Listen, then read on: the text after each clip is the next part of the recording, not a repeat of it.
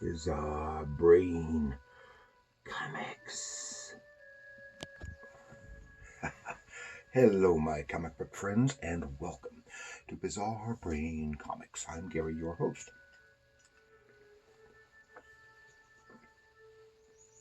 This is where I like to take a look at some older comics, talk a little bit about the characters and creators, and examine the stories and the art.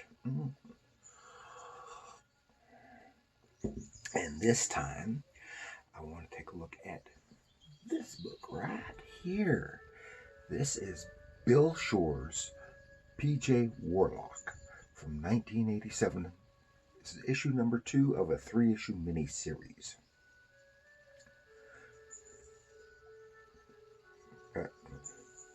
Before we delve into that, remind you, I've got my own comic book out there, Bizarre Brain Comics Anthology, available on Amazon for $7.99. Just type in Bizarre Brain Comics, and it comes up, filled with some humor, gags, and some adventure stories. Now, before getting into P.J. Warlock, it's kind of funny looking here. This is P.J. down here. It's a little tiny. That's the big evil witch after him.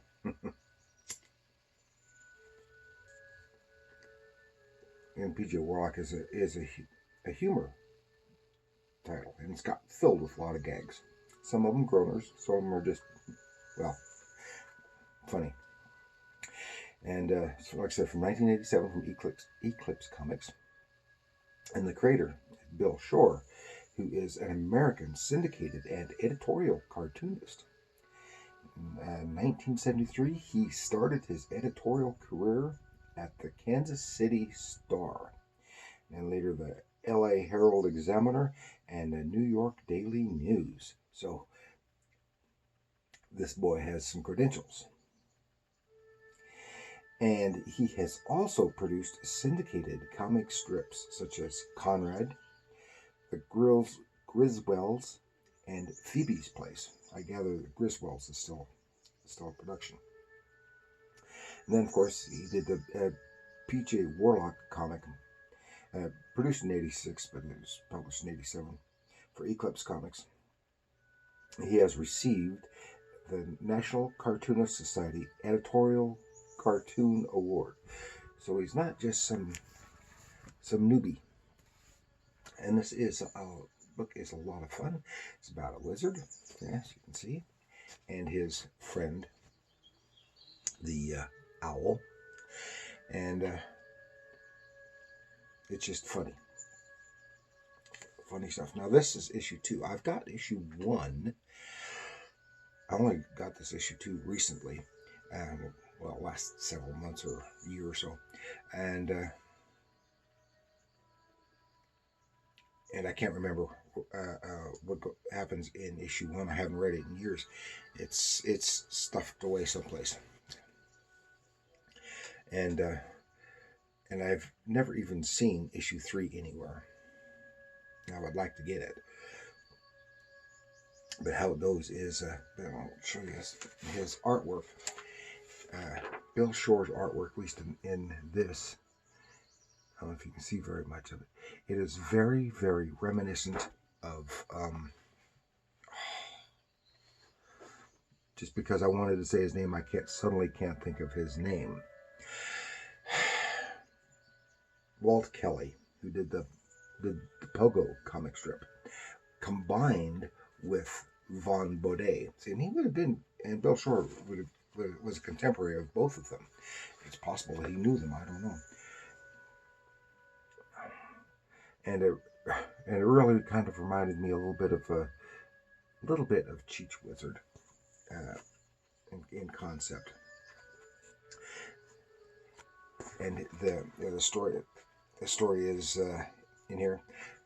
The wizard has to go to a wedding of a duke's daughter. On his way, he is snatched by some ugly orcish critters.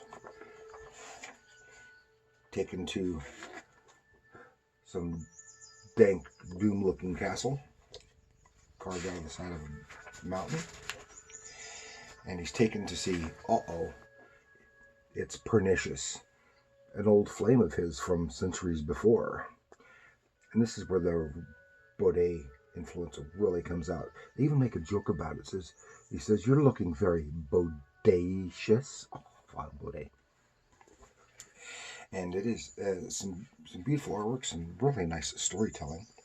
And she's got him captured. She wants him to marry her. She's just beautiful, beautiful sorceress. But he pulls out a mirror, shows it to her, her reflection in the mirror, and poof, her beauty was just a spell. And suddenly, she is that horrendous, big, ugly thing on the cover. Pernicious. So she insists on it. He and the bird tried to get away. They get captured again, and they're thrown into the dungeon for a while. And then she takes him to the executioner's block and says, "You're going to marry me, PJ, or we're going to have fried owl for supper." And so he said, "Okay, I agree. I'll marry you." And then he has to make her a beauty potion again.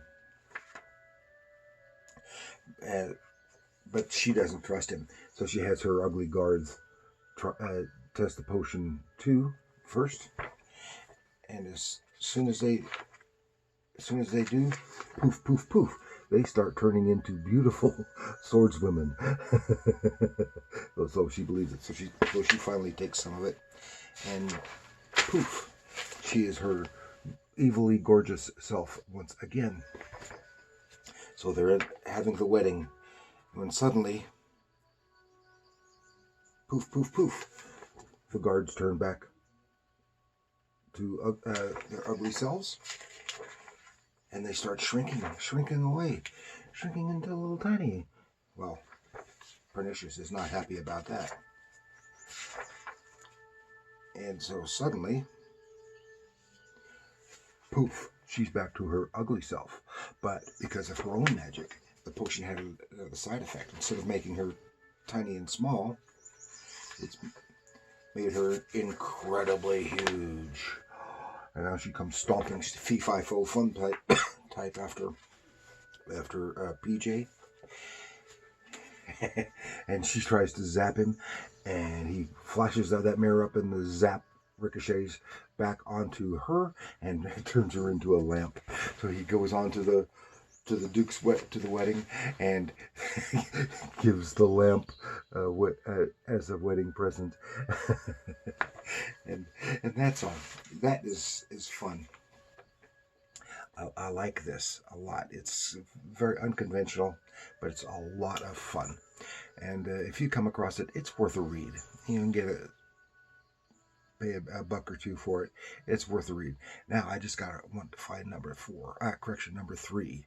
So thank you for joining me, and please like, share, subscribe, leave a comment. Do you like this kind of fare? It's like PJ Warlock. Have you seen it before? And are you familiar with Bill Schorr's work from the editorial pages and the comic strips? Let me know in the comments below. And thank you all for joining me. And remember, comics are art.